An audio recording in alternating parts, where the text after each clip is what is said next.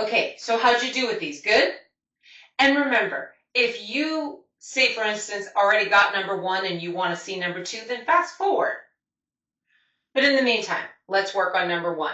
So I'm solving for x. Remember, you read from left to right. So what's in the way of me getting to the x? That log. Good. Now, help me out. What's the base of this log? Excellent, 10. Remember, when you don't see the base written by the word log, you know it's base 10. Okay, so I need to get rid of log base 10. So what cancels out log base 10? Yes, exponential base 10. Just on the left, also on the right. Well done. Which means on the left, what's going to remain?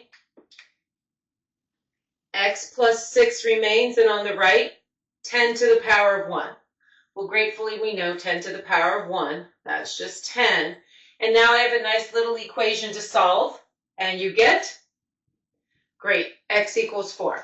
Now, something I forgot to mention in my lecture video. I need to make certain that my answer works. And what I mean by that is when I plug 4 into x and I add the 6, is this parenthesis going to be greater than 0? Because remember, the domain of a log function is taking logs of numbers that are greater than 0. So when I plug 4 in for x, am I taking the log of a number that is greater than 0? The answer is yes. So yay, that answer is good to go. Got it? So whenever you're solving a log equation, you always need to check the answer. And it's a quick check by plugging it in and making certain we're taking the log of a number greater than 0. Cool? Good. Okay, so number 2, tell me what you all did. You did exponential base 2 on both sides. Very good. I am in agreement with you, which means we end up with 5x equals 2 to the power of 4, because exponential and log base 2 cancel out. Great. And now I have a nice little equation. So I heard you, 5x equals 16 and x equals 16 over 5. Okay, now pause and check it. I need to make certain that when I plug 16 over 5 into this parenthesis, does the parenthesis remain greater than 0? And yes, it does, because I'm multiplying two positive numbers, and it will definitely be greater than 0. Good? Okay, I have a couple more examples coming your way. Stay tuned. So how'd you do with number 3? Good? Tell me what you did. You took exponential base 3 on both sides. Great, because that means this will cancel. And then what remains? 3x minus 1 equals 3 to the power of 2. And 3 to the power of 2 is 9. So we have 3x minus 1 equals 9. And you guys know what to do from here. You're adding 1 to both sides, and then you're dividing both sides by 3. Got it. Done? You're right. We're not. We need to check the 10/3.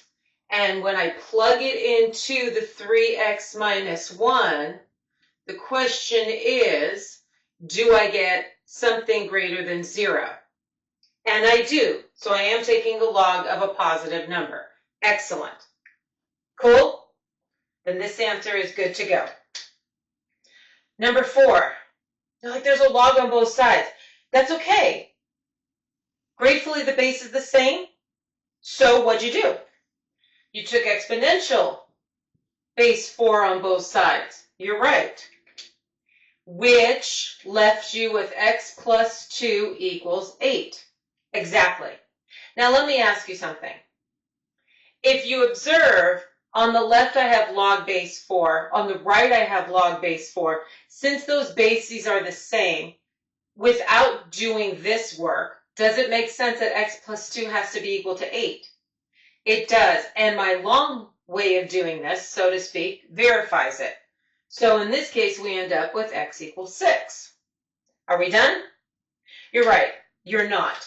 You need to take this 6, plug it in for x, and make certain that the parentheses are greater than 0. And will they be greater than 0? They will, which means this answer is good to go. Gratefully, on the right-hand side, there was no x, so I didn't have to check it. Cool? Okay, a couple more examples coming your way. Stay tuned. All right, how'd you do with these two? Good? Excellent. Walk me through number 5 then. You did exponential base 5 on both sides. Got it. So tell me what was the next line. So the next line was 2x plus 3 equals 3. Great. And then 2x equals 0. And then x equals 0. But you can't use, now be careful. No one said you couldn't use 0. Remember what you're supposed to do. You're supposed to take your answer, plug it back in for the x, and in this case, make sure this parenthesis remains greater than 0. When you plug 0 in for x, do you have a parenthesis greater than 0? You sure do. So check, this answer is good to go. Got it? Okay. Number 6. You're like, I want to take exponential base 4 on both sides, but you're right. But you have this negative 2 multiplied by that log. Agreed? So tell me, how do I get rid of this negative 2 that's sitting on the front? Yeah, can't divide it to both sides, but do you remember the properties of logs? Ah, there you go. This is actually an exponent, which means the left side can be rewritten as log base 4, x to the negative 2 equals log base 4 of 9. Very good. So sometimes they'll throw a number in front of the log. As long as it's multiplied, that means it's a power. All I have to do is pop it back to the top, so to speak. And now you can take base 4 exponential base 4 on both sides. What will that leave you? That leaves you x to the negative 2 equals 9. Good. What's that negative power mean? I heard you. 1 over x squared equals 9. Great. Good job. And then, yeah, don't want x in the denominator. So, multiply both sides by x squared. The next line, 1 equals 9x squared. And then, divide by 9. And then, take the square root. Now, that square root, when you take it, means you're supposed to have how many answers for x? 2, because this power means you're supposed to have 2 answers. So when you get your 2 answers, x will equal a negative 1/3 and x will equal a positive 1/3. Agreed? Take the square root of both sides. Cool? Okay, are we done? You're right, we are not. We need to check it. So, take the first answer. I wrote x equals negative 1/3. Plug it in for x. Am I taking the log of a positive number? No, you're not. You're taking the log of negative 1/3. That's not positive, which means you can't take the log of that number, which means it's not a viable answer. Good? Okay. Second answer was x equals a positive 1/3. Plug it in for x. So now I'm taking the log of a positive number. Are we good?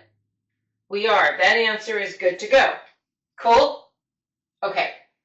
So I have a few examples coming your way that if you would like some extra practice, which I suggest because they're a little different than the ones I did here, then work on them before you find my answer key video, and then obviously find my answer key video.